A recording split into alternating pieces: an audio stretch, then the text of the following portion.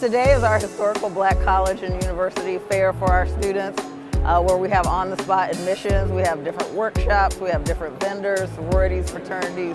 So really an experience created for juniors and seniors, maybe all high schoolers, to find out what college is about and what options exist.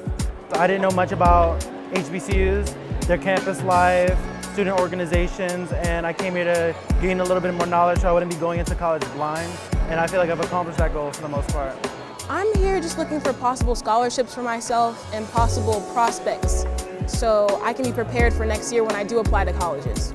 My grandfather graduated from HBCU, UMES, and I want to continue the legacy by being another graduate from HBCU because everyone that's gone to college and graduated has graduated from an HBCU college, and I would love to go to a college that has my culture everywhere around it.